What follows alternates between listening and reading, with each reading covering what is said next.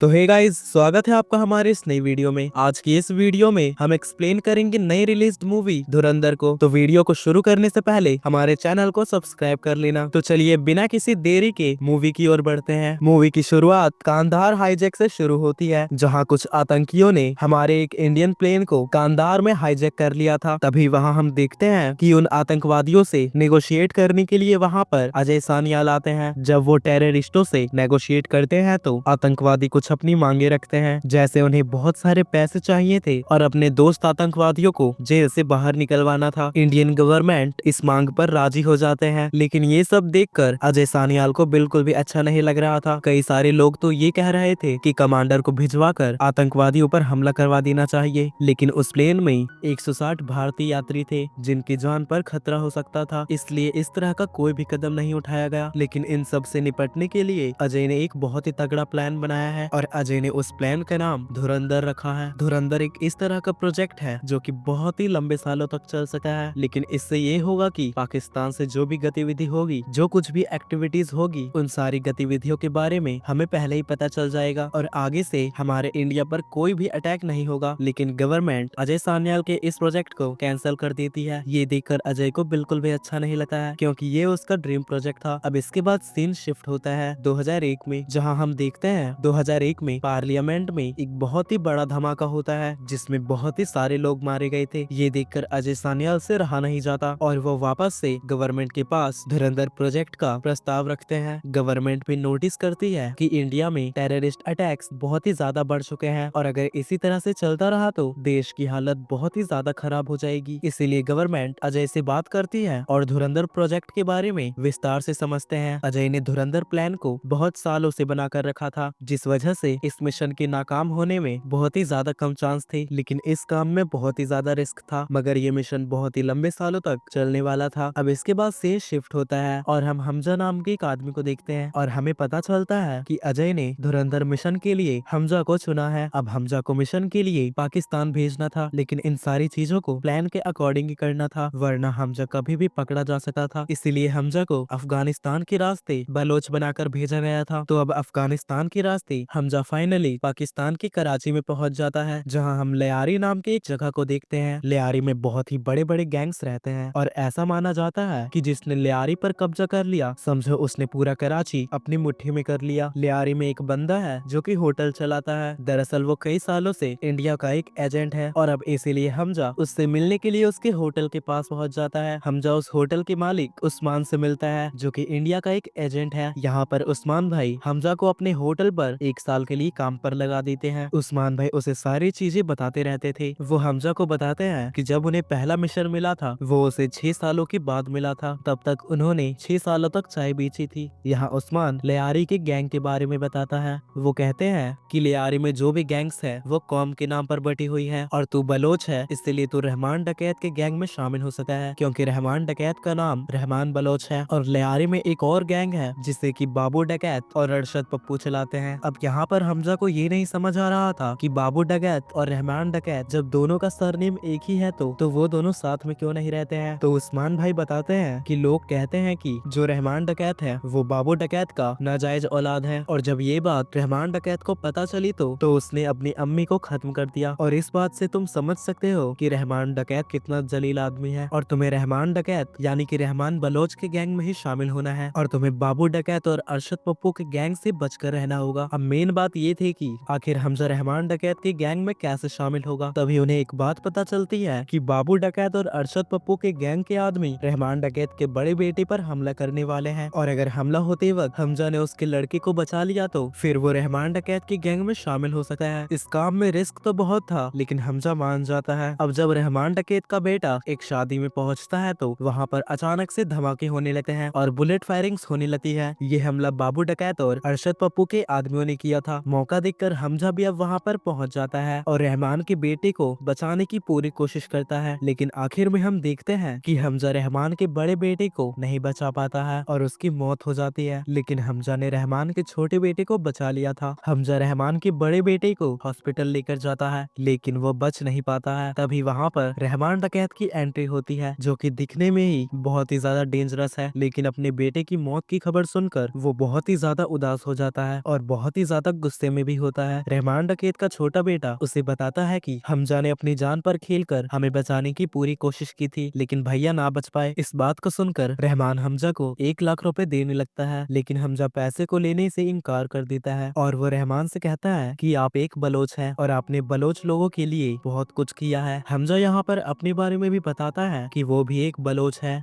और वो यहाँ तक कैसे पहुंचा। हमजा कहता है कि उन्हें पूरा भरोसा है कि वो एक दिन बलोच लोगों को आजादी दिलवाएंगे, क्योंकि वो उनके लिए खुदा की तरह है। लेकिन रहमान के दिल के अंदर बदले की आग जल रही थी। उसे पता है कि इस हमले के पीछे बाबू डकैत और अरशद पप्पू का हाथ है। रहमान इतना गुस्सा था कि वो आज ही उनसे बदला लेना चाहता था, लेकिन तभी यहाँ पर एमएलए आ जाता है जिसका नाम जमील है। वो यहाँ पर आकर रहमान के पैर पकड़कर उससे गिड़गिड़ाने लगता है कि प्लीज वो अभी ऐसा कोई कदम ना उठाए, क्योंकि अगर ऐसा होता है तो आने वाले इलेक्शन में बहुत ही बुरा प्रभाव पड़ सकता है। जमील आगे कहता है कि इलेक्शन बहुत ही ज्यादा नजदीक है, पहले हम इलेक्शन जीत जाएं, फिर तो सारी सत्ता हमारे पास रहेगी, जिसके बाद तुम्हें जो करना है, जिससे बदला लेना है तुम ले लेना, फिर तुम्हें कोई नहीं रोकेगा। और अब हमजा जो है वो रहमान डकैत के गैंग में शामिल हो चुका है। वो उनके साथ रहने लगता है और उनके काम को संभालने लगता है। रहमान का एक चचेरा भाई भी है जिसका नाम उजैर है। रहमान अपने भाई पर बहुत ही ज्यादा भरोसा करता है और जो उजैर है वो अब हमजा पर भरोसा करने लगा है। एक और आदमी है जिसका नाम डोंगा है और वो बहुत ही ज्यादा खतरनाक है। बेटे की मौत के बाद से रहमान बहुत ही ज्यादा उदास रहने लगा था। उसे बिल्कुल कुछ समझ नहीं आ रहा था कि उसे इलेक्शन का इंतजार करना चाहिए या फिर अपने बेटे का बदला ले लेना चाहिए। वो इसके बारे में सबसे राय लेता है। कुछ लोगों का ये मानना था कि उन्हें इलेक्शन तक रुक जाना चाहिए क्योंकि हमें फंडिंग वहीं से मिलती है, लेकिन जब रहमान हमजा से पूछता है तो हमजा ये कहता है कि मुझे नहीं लगता कि हमें इलेक्शन का वेट करना चाहिए। वो कहता है कि लियारी 2 हिस्सों में बटा हुआ है और अगर ऐसे में हम बाबू डकैत को मार देते हैं तो जो सारी जनता है वो हमारे साइड हो जाएगी और सारे वोट भी हमारी तरफ हो जाएंगे, और वैसे भी बदले को ज्यादा दिनों तक नहीं टाला जाना चाहिए। रहमान डकैत हमजा की बात को मान लेता है और वो बाबू डकैत के लोगों को ढूंढ ढूंढ कर मारना शुरू कर देते हैं और फिर आखिर में हमजा और उजैर को बाबू डकैत मिल जाता है, जिसका वो लोग पीछा करते हैं और उसे फाइनली पकड़ लेते हैं। जिसके बाद यहाँ पर रहमान डकैत आता है और वो यहाँ पर आकर बाबू डकैत को बहुत ही बुरी मौत देता है। बाबू डकैत रहमान से उसके जान की भीख मांग रहा था, लेकिन रहमान ने उसकी एक भी नहीं सुनी और उसे बहुत ही बुरी तरह से मार दिया। रहमान का ये कहना था कि तुम्हें बच्चे को नहीं मारना चाहिए था, तो इसी तरह से रहमान ने अपना बदला ले लिया था और इस चीज से इलेक्शन पर भी कोई फर्क नहीं पड़ा था और इन सब काम से हमजा उनके और भी करीब आ चुका था। उसे भी उनके सारे कामों का पता चल रहा था। उनके गैंग में जो भी बातें होती हमजा को भी उनके बारे में पता चलता था, यानी कि वो सब हमजा पर अब बहुत ही ज्यादा भरोसा करने लगे थे। यहाँ तक कि उजैर और हमजा बहुत ही अच्छे दोस्त बन चुके थे। अब वो टाइम आ चुका था जहाँ पर इलेक्शन खत्म हो चुके थे और रिजल्ट भी आ गए थे, जहाँ हमें पता चलता है कि जमील 3 लाख वोटों से जीत चुका है, जिस वजह से यहाँ पर जश्न मनाया जा रहा था। और फिर थोड़ी देर में ही यहाँ पर रहमान डकैत आ जाता है। लोग रहमान डकैत को देखकर बहुत ही ज्यादा उत्सुक हो जाते हैं और जमील भी समझ जाता है कि उसे ये जीत रहमान की वजह से ही मिली है, क्योंकि पब्लिक रहमान डकैत से बहुत ही प्यार करती है और उसकी हर एक बात मानती है। यहाँ पर हम एलिना को देखते हैं जो कि जमील की बेटी होती है, जो कि डॉक्टर की पढ़ाई कर रही है। यहीं पर हमजा एलिना को पहली बार देखता है और दोनों एक दूसरे को पहले ही नजर में पसंद करने लगे थे। अब यहीं पर रहमान की मुलाकात खनानी ब्रदर्स से होती है, जो कि बहुत ही ज्यादा पैसे वाले हैं। वो रहमान डकैत से कहते हैं कि हमें मालूम है कि पूरी लियारी आपके कब्जे में है, बिजनेस करना चाहे तो इसमें आपको भी बहुत ही ज्यादा फायदा हो सकता है और हम तो ये भी चाहते हैं कि आपकी एक अलग पॉलिटिकल पार्टी हो। अब क्योंकि खनानी ब्रदर्स बहुत ही पैसे वाले थे, इसीलिए रहमान उनसे मीटिंग करने की बात करता है। दूसरी तरफ हमजा को एलिना से मिलना था, इसीलिए वो उसका पीछा करते हुए एक पार्टी क्लब में आता है और वो वहाँ पर आकर पुलिस को फोन करके रेड मरवा देता है, जिस वजह से यहाँ से एलिना को भागना पड़ता है और हमजा को उसको लिफ्ट देना पड़ता है, क्योंकि हमजा ने उसकी कार को जानबूझकर खराब कर दिया था। पुलिस अब इनके पीछे पड़ चुकी थी, लेकिन यहाँ पर हमजा अपनी हीरोगिरी दिखाकर पुलिस से बचकर एलिना को लेकर बहुत ही दूर निकल जाता है और इसी बहाने एलिना और हमजा के बीच बहुत अच्छी दोस्ती हो जाती है। वो एक दूसरे को पसंद करने लगे थे। अब कुछ दिनों के बाद रहमान खनानी ब्रदर्स से मीटिंग करने के लिए आता है, लेकिन वहाँ पहुँचने के बाद रहमान की मुलाकात आईएसआई के चीफ मेजर इकबाल से होती है, जो कि किसी भी हालत में बस इंडिया को खत्म करना चाहता है। वो यहाँ पर एक बहुत ही बड़ी डील लेकर आया था। मेजर इकबाल बताता है कि उसे बहुत सारे हथियारों की जरूरत है, बदले में तुम जितना पैसा मांगोगे तुम्हें मिलेगा, लेकिन उन हथियारों पर या तो अमेरिकी या फिर रूसी साइन कोऑर्डिनेशन होनी चाहिए ताकि अगर कोई प्रॉब्लम हो तो पाकिस्तान के लोग किसी प्रॉब्लम में ना आए। मेजर इकबाल को यहाँ पर पता था कि इस काम के लिए सिर्फ रहमान से ही नहीं होगा, क्योंकि रहमान के लोग नकली बंदूकों को बनाते हैं, असली हथियार तो उन्हें बलूच लोगों से मिलने वाले थे। लेकिन ये डील मेजर इकबाल इन लोगों से इसलिए नहीं कर सकता क्योंकि बलूच और आईएसआई के बीच में बिल्कुल भी नहीं बनती है। इसीलिए मेजर इकबाल चाहता है कि रहमान बलूच लोगों से डील करे, क्योंकि अगर रहमान डकैत ने उन लोगों से बंदूकों की मांग की तो वो लोग अपना दिल भी सामने रख देंगे। लेकिन रहमान डकैत बिल्कुल नहीं चाहता कि वो अपने ही लोगों को धोखा दे, क्योंकि रहमान भी बलूच है। लेकिन यहाँ पर रहमान डकैत को लालच आ जाता है, अगर उसे कराची पर राज करना है तो उसे अपने लोगों को धोखा देना ही पड़ेगा। दूसरी तरफ एमएलए जमील के पास ये खबर पहुंच जाती है कि रहमान डकैत अपनी एक अलग पॉलिटिकल पार्टी अनाउंस करने वाला है, और अगर ऐसा होता है तो जमील अपनी कुर्सी से हाथ धो बैठेगा और फिर उसके पास कोई पावर भी नहीं बचेगी। इसीलिए जमील को कुछ न कुछ तो करना ही था। वो सोच लेता है कि अगर किसी राक्षस को मारना है तो हमें उससे भी बड़ा दानव लेकर आना होगा, और उस दानव का नाम था एसपी चौधरी असलम, जो कि 7 सालों से सस्पेंडेड है, और 7 साल पहले उसे सस्पेंड जमील ने ही करवाया था, और अब उसको रिजॉइन जमील ही करवा रहा है। एसपी चौधरी असलम बहुत ही ज्यादा खतरनाक और खूंखार आदमी है, वो किसी से भी नहीं डरता है।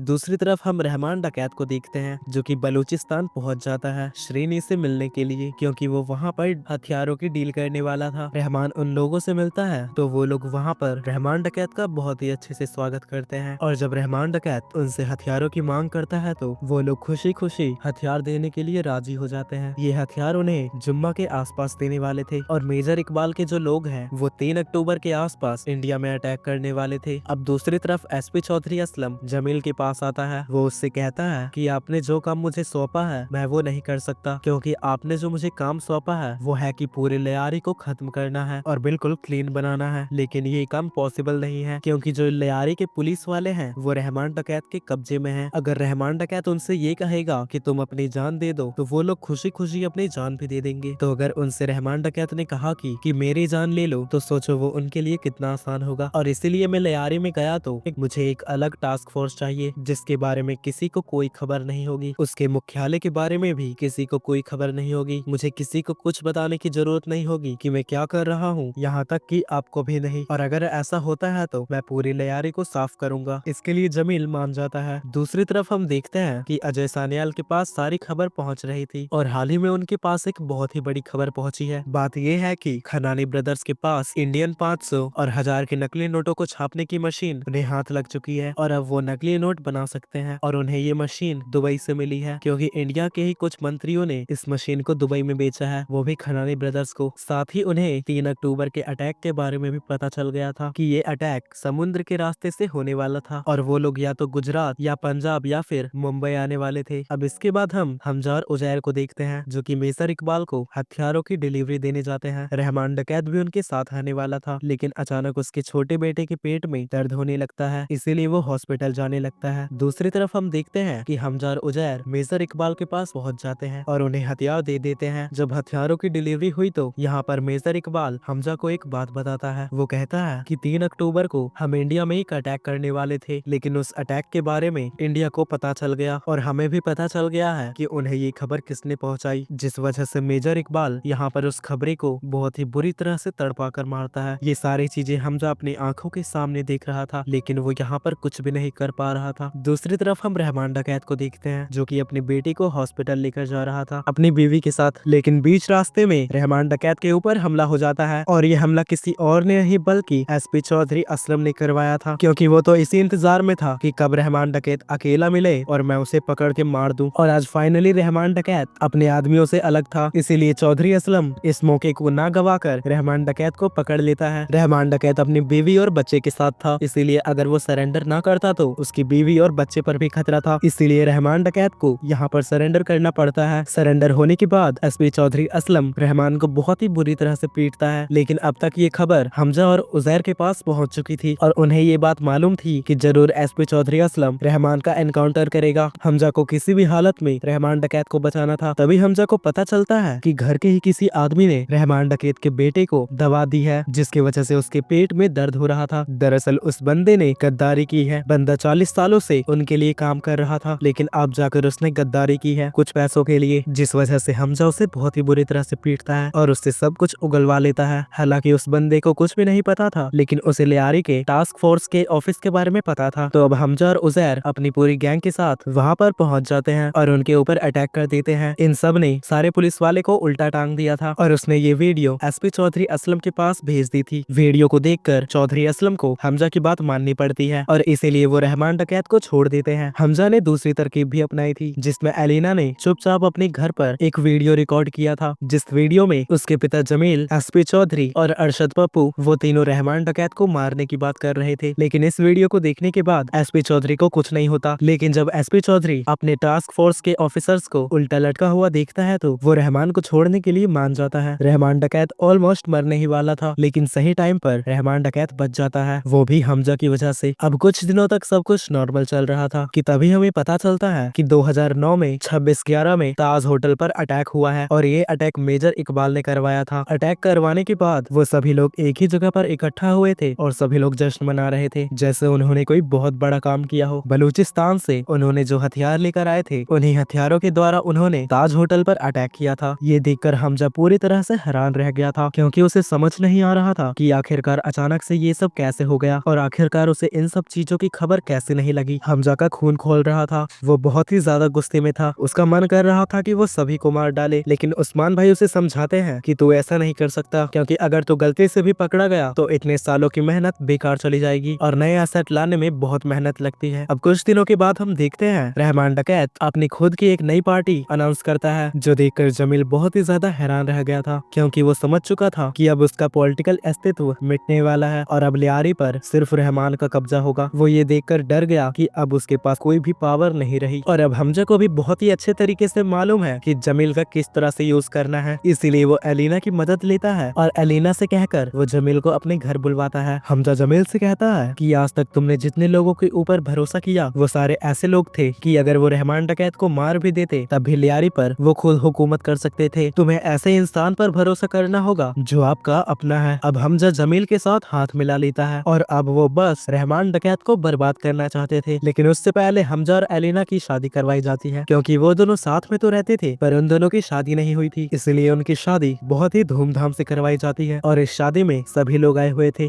रहमान डकैत, खनानी ब्रदर्स, यहाँ तक कि आईएसआई का मेजर चीफ इकबाल भी आया था। वो सब यहीं पर बैठकर आगे की प्लानिंग करने लगते हैं। वो सभी लोग नशे में धुत थे, इसीलिए हमजा इनके पास आता है और यहाँ पर अब मेजर इकबाल कहता है कि हम इंडिया पर अगला अटैक जल्द ही करने वाले हैं, जो कि 15 अगस्त के आसपास होगा और इसीलिए हमें जल्द से जल्द हथियार चाहिए, जिसके लिए रहमान डकैत भी हाँ कह देता है। क्योंकि सभी लोग यहाँ पर नशे में धुत थे, इसलिए हमजा ही 9 अगस्त की डेट फाइनल करता है, जिसमें वो हथियारों को लेकर आने वाला था बलूच से। और फाइनली अब 9 अगस्त का दिन आ जाता है और आज ही हथियारों की डिलीवरी होने वाली थी, लेकिन इसके बारे में ना तो रहमान डकैत को मालूम था और ना ही उजैर को। ये बात सिर्फ और सिर्फ हमजा को मालूम थी। हमजा ने जब ये बात उजैर को बताई तो वो तुरंत ही बलूच हथियारों को लेने पहुंच जाता है। दूसरी तरफ रहमान डकैत वाटर सप्लाई पाइपलाइन प्रोजेक्ट की उद्घाटन कर रहा था, लेकिन यहाँ पर उनके साथ बस हमजा और कुछ और लोग ही शामिल थे। तो वो लोग अब उस जगह से वापस से घर की ओर जाने लगते हैं। एक गाड़ी में हमजा, जिसमें रहमान भी था, उसमें 2 लोग और बैठे थे। हमजा कार चला रहा था और तभी हम देखते हैं कि हमजा, जमील और एसपी चौधरी ने मिलकर एक प्लान बनाया था कि वो लोग रहमान डकैत को सुनसान जगह पर लेकर आएंगे और उसे जान से मारेंगे। ये सारी प्लानिंग हमजा ने की थी, लेकिन रहमान डकैत को उस जगह पर कैसे लेकर जाएं, ये प्रॉब्लम हमजा की थी। अब गाड़ी के अंदर रहमान और बाकी 2 लोगों को नींद आ जाती है और तभी हमजा गाड़ी को सुनसान रास्ते में लेकर जाने लगता है।